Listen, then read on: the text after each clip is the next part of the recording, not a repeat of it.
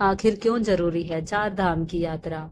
जय श्री कृष्ण दोस्तों, क्या आपने कभी सोचा है कि भारत के चार अलग अलग दिशाओं में स्थित चार महापवित्र तीर्थ बद्रीनाथ, केदारनाथ, गंगोत्री और यमुनोत्री आखिर कैसे एक साथ एक यात्रा का अंग बन गए। क्या यह केवल एक पौराणिक संयोग है या फिर ईश्वर की कोई दिव्य पूर्व नियोजित योजना।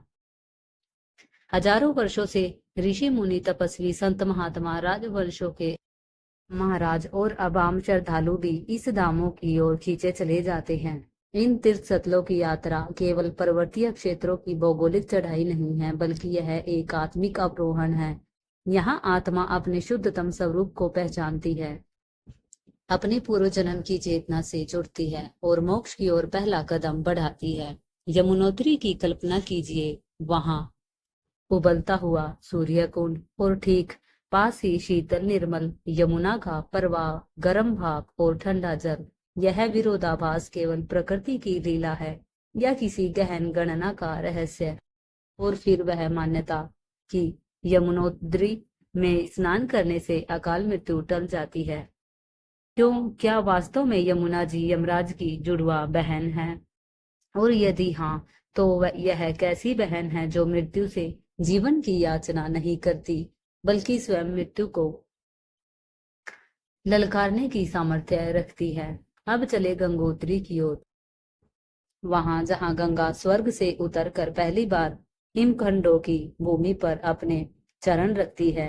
क्या राजा भागीरथ ने केवल अपने पूर्वजों की मुक्ति के लिए गंगा को पृथ्वी पर आमंत्रित किया था, या फिर उस प्रयास में कोई और अदृश्य रहस्य भी छिपा था?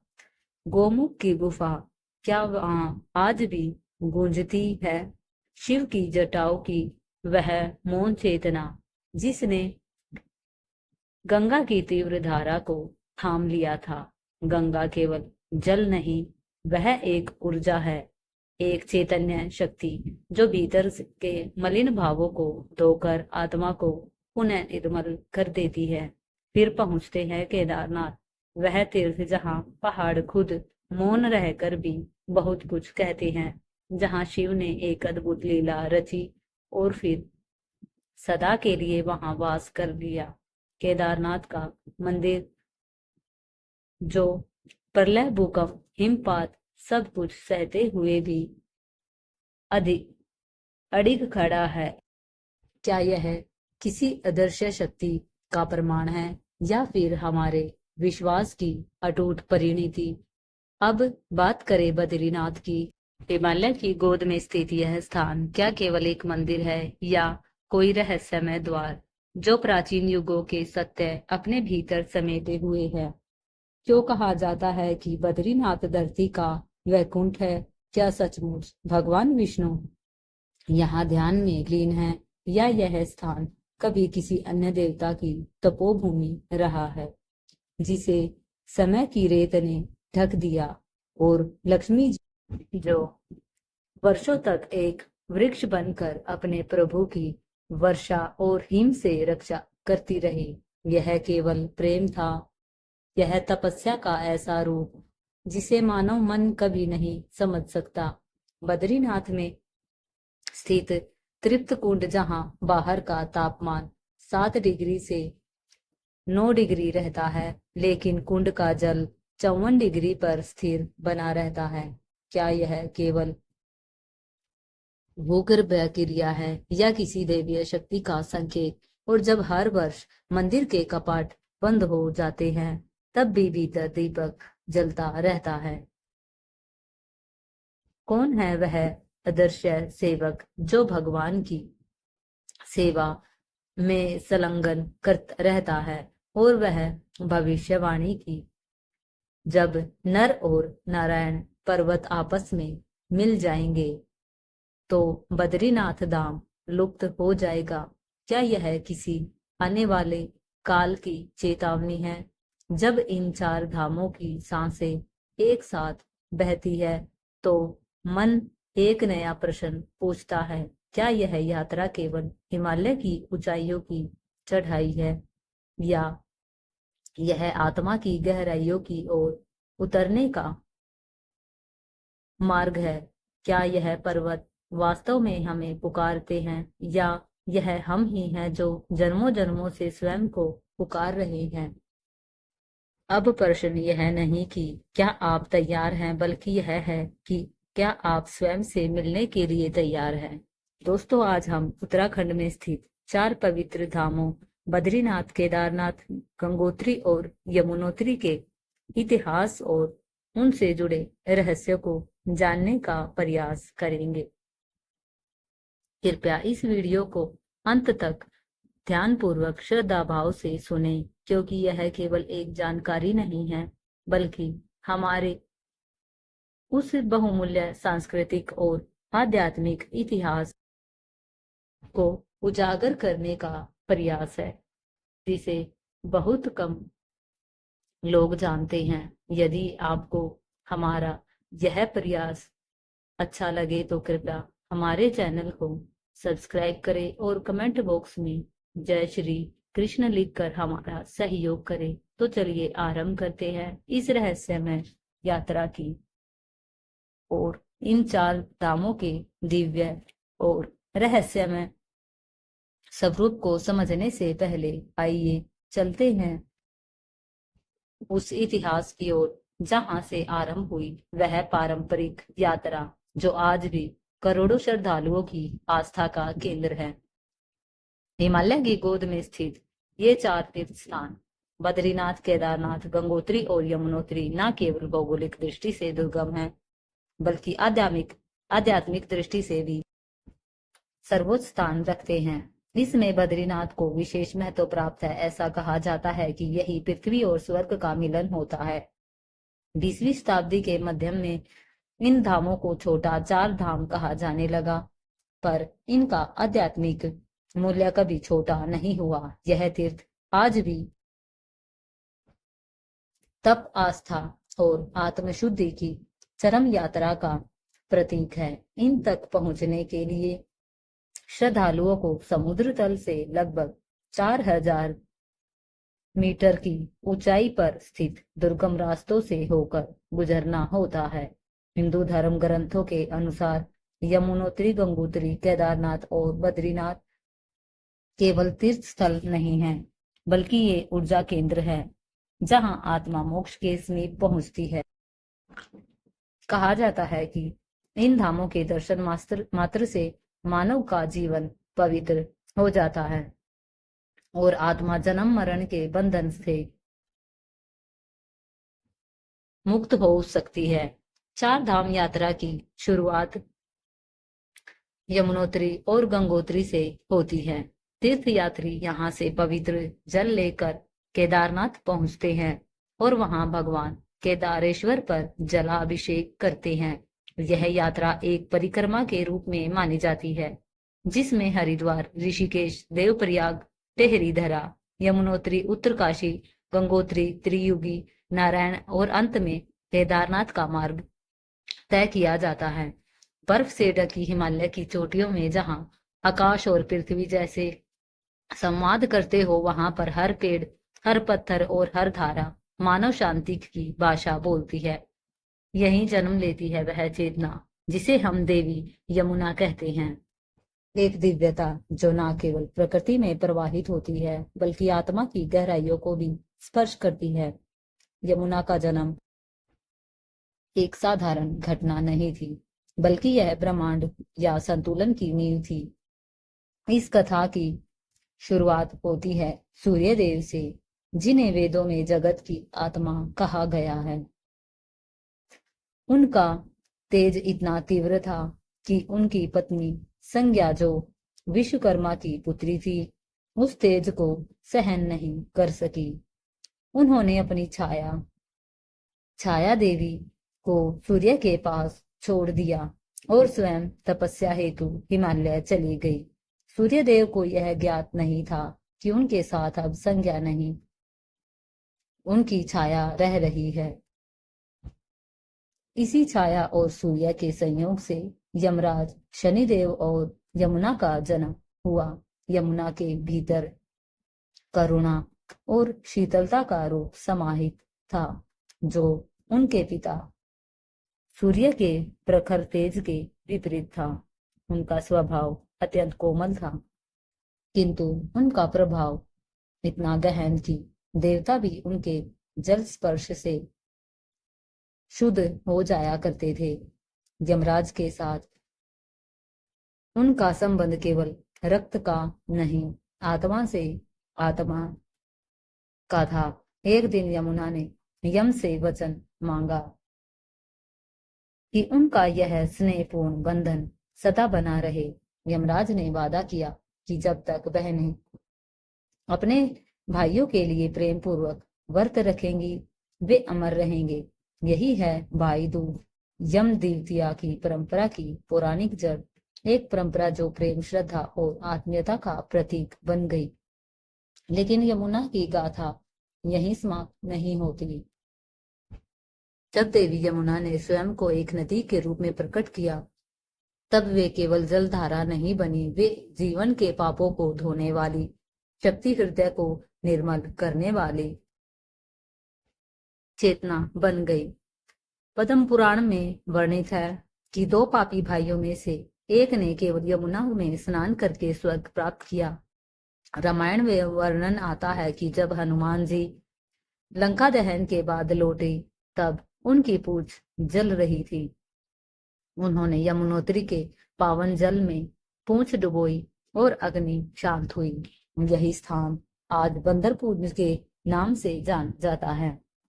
द्वापर युग में भी जब श्री कृष्ण का जन्म हुआ, तो यमुना से उनका संबंध और भी प्रगाढ़ हुआ। जब वासुदेव नवजात श्री कृष्ण को टोकरी में रख कर गोकुल ले जा रहे थे, तब यमुना की लहरों मानो श्री कृष्ण के स्पर्श को चाहने लगी।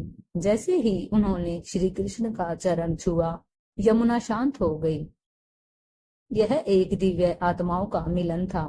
बाद में कालिंदी रूप में यमुना ने श्री कृष्ण से विवाह किया और उनकी 8 प्रमुख पत्नियों में स्थान पाया। यह विवाह केवल प्रेम नहीं, बल्कि भक्त और भगवान के मिलन की चरम परिणति था। यमुना का सबसे पवित्र रूप आज भी यमुनोत्री में देखा जा सकता है। वहां सप्तर्षि कुंड से उनकी जलधारा निकलती है, तो जो तप सूर्य कुंड की गर्माहट और हिम की शीतलता का अद्भुत संगम है। यही वह स्थान है जहां ऋषि असित मुनि ने वर्षों तपस्या की थी। वृद्धावस्था में जब वे गंगा स्नान करने में असमर्थ हुए, तब गंगा स्वयं एक जलधारा के रूप में यमुनोत्री पहुंची। यह देवी यमुना की तपस्या और ऋषियों के प्रति समर्पण का प्रमाण है। शास्त्रों और पुराणों में यमुना को कालिंदी, यमी और सूर्यजा जैसे पवित्र नामों से जाना गया है। कथा के अनुसार जब देवताओं ने पृथ्वी के लिए एक दिव्य जल शक्ति की मांग की, तब ब्रह्मा ने यमुनोत्री से एक पवित्र धारा को पृथ्वी पर भेजा। यही यमुना देवी बनी, जिनके जल स्पर्श से पाप मिटते हैं और आत्मा को शांति मिलती है। आज भी यमुनोत्री की कठिन यात्रा केवल एक तीर्थ यात्रा नहीं, बल्कि आत्मा परीक्षा है। जो भी इस स्थल से तक पहुंचता है, उसे ऐसा प्रतीत होता है मानो उसने एक जीवित देवी से साक्षात्कार किया हो। यमुना केवल एक जलधारा नहीं, बल्कि प्रेम, करुणा और मोक्ष की चेतना है, जो हर भक्त के हृदय में प्रवाहित होती है। दोस्तों, अब हम चलते हैं एक और दिव्य धाम की ओर, जो है गंगोत्री। यह केवल एक स्थल नहीं, बल्कि गंगा के अवतरण की सजीव गाथा है।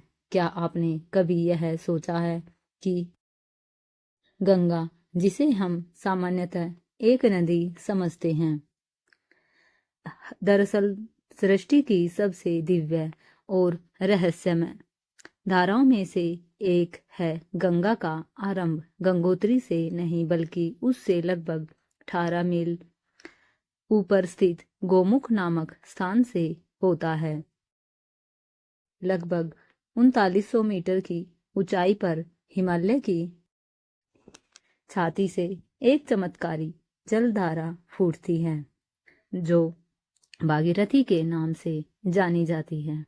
यही धारा आगे चलकर मंदाकिनी, धौली गंगा और अलकनंदा जैसी अन्य पवित्र नदियों से मिलती है और तब बनती है गंगा, एक ऐसी धारा जो न केवल शरीर को बल्कि आत्म तत्व को शुद्ध कर देती है। गंगा के पृथ्वी पर अवतरण का श्रेय इक्ष्वाकु वंश के प्रतापी राजा भागीरथ को जाता है। उन्होंने अपने पूर्वजों की आत्मा को मोक्ष दिलाने हेतु वर्षों तक तप कर भगवान ब्रह्मा को प्रसन्न किया। ब्रह्मा ने उन्हें बताया कि गंगा के वेग को केवल भगवान शिव ही नियंत्रित कर सकते हैं।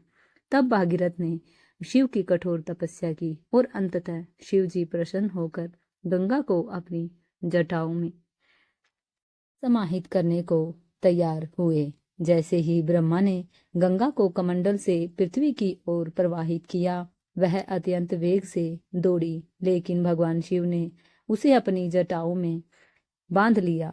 और जब भागीरथ ने पुनः शिव से प्रार्थना की, तब उन्होंने गंगा को धीरे धीरे पृथ्वी पर प्रवाहित किया। यही कारण है कि गंगा को शंकर जटाजूट विहारिणी श्री कहा जाता है। एक अन्य कथा के अनुसार गंगा का प्रादुर्भाव विष्णु के चरणों से हुआ था। जब भगवान विष्णु ने वामन रूप में 3 पग में तीनों लोकों को नापा, तब ब्रह्मा ने उनके चरण धोकर वह पवित्र जल कमंडल में भर लिया। वही जल आगे चलकर गंगा बना, इसलिए उन्हें विष्णु दीपक भी कहा जाता है। गंगा देवी को हिमवान की पुत्री और देवी पार्वती की बहन भी कहा गया है। इस तरह से गंगा का पार्वती से केवल पारिवारिक नहीं बल्कि आत्मिक संबंध भी है। स्कंद पुराण में वर्णित एक कथा के अनुसार देवी गंगा को कार्तिकेय की सौतेली माता भी माना जाता है। यहाँ तक कि जब देवी पार्वती ने उगचन से गणेश की मूर्ति बनाई और उसे गंगा जल में स्नान कराया, तभी उसमें प्राण आए। इसलिए गणेश को द्विमात्र अथवा 2 माताओं वाला कहा जाता है, जिनमें एक पार्वती और दूसरी गंगा है। ऋषि जनु ने की कथा भी अत्यंत रोचक है। एक बार गंगा के वेग से उनका यज्ञ मंडप बह गया।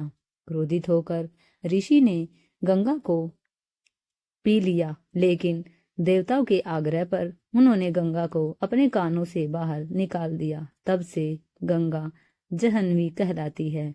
इन सभी कथाओं को जब हम एक साथ देखते हैं तो यह स्पष्ट होता है कि गंगा किसी एक घटना या स्थान से नहीं जुड़ी है।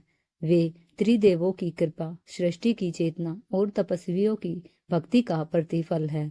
वे ब्रह्मा की रचना, विष्णु की कृपा, शिव की सहनशीलता और पृथ्वी की धैर्यशीलता का सजीव संगम है। यही कारण है कि गंगा केवल एक नदी नहीं बल्कि चेतना की वह धारा है जो अनादि काल से मानवता को दिशा, शुद्धता और मोक्ष प्रदान करती आई है।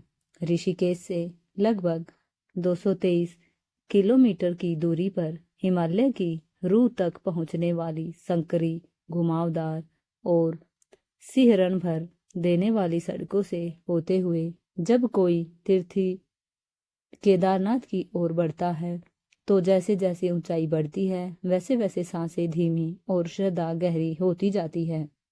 समुद्र तल से 3583 मीटर की ऊंचाई पर बर्फ से ढकी चट्टानों और बादलों की गोद में एक प्राचीन पत्थर की इमारत अवतरित होती है, जो न जाने कितने वर्षों युगों से समय के थपेरों को मौन तपस्वी की भांति सहन करती चली आ रही है।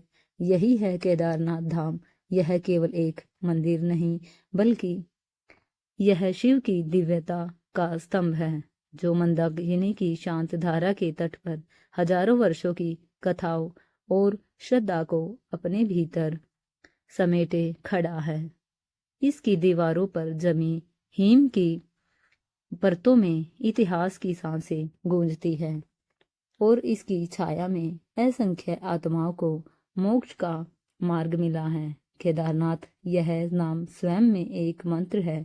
संस्कृत में केदार का अर्थ है क्षेत्र और नाथ का अर्थ स्वामी अर्थात क्षेत्र के ईश्वर। यह भौगोलिक व्याख्या मात्र नहीं बल्कि शिव के उस रूप का संकेत है जो संपूर्ण चेतना का अधिष्ठान है। काशी केदारनाथ महात्म्य ग्रंथ के अनुसार यह भूमि वह पवित्र स्थान है जहाँ मुक्ति की फसल उगती है। यहाँ की हर शीतल हवा, मंदाकिनी की हर लहर और प्रत्येक चट्टान की दरारों में मुक्ति का मंत्र झरता है।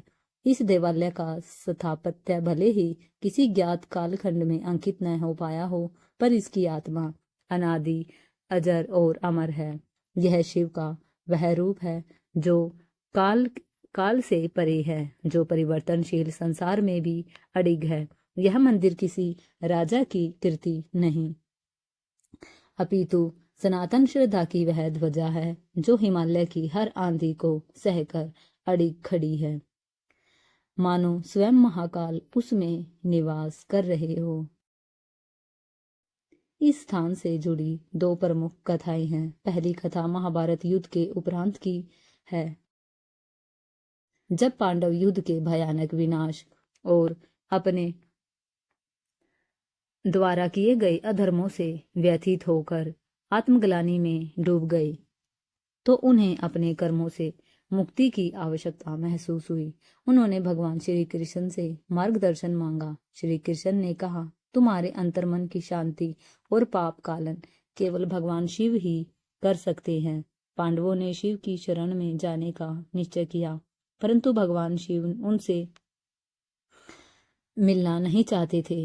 वे गुप्त काशी चले गए और वहां नंदी के रूप में छिप गए।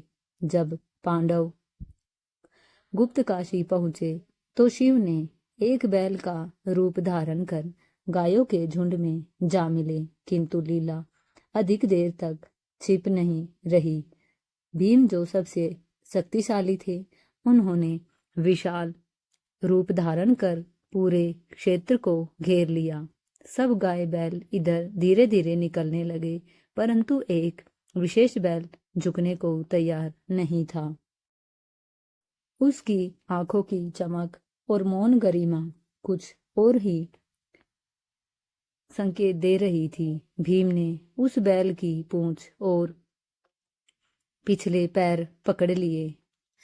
तभी अचानक वह बैल भूमि में समा गया और उसी स्थान पर भगवान शिव की पीठ प्रकट हुई।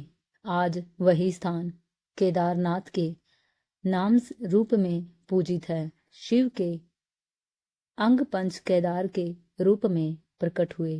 केदारनाथ में उनका कुबरतुनाथ से भुजाएं, रुद्रनाथ में मुख, मध्य महेश्वर में नाभि और पेट तथा कल्पेश्वर में उनकी जटा और बाल। पांडवों ने इन 5 केदारों में तप, आराधना और दर्शन करके आत्मशुद्धि प्राप्त की और अंततः स्वर्गारोहिणी की ओर बढ़ने चले गए।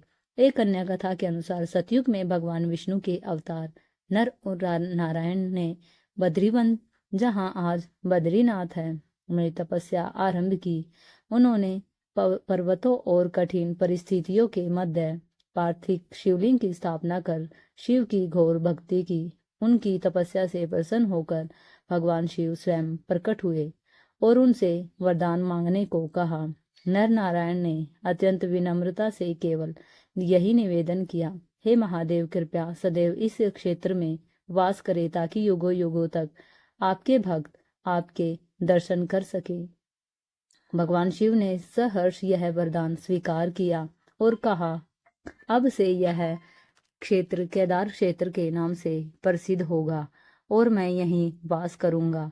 तब से केदारनाथ भगवान शिव की स्थायी उपस्थिति का प्रतीक बन गया।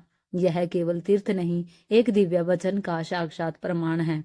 नर और नारायण की भक्ति और शिव की कृपा का चिरस्थायी संगम। प्रेम से बोलिए हर हर महादेव, जय श्री हरि विष्णु। ऐसे ही और भी रोचक और आध्यात्मिक वीडियो के लिए चैनल को सब्सक्राइब कर ले। धन्यवाद।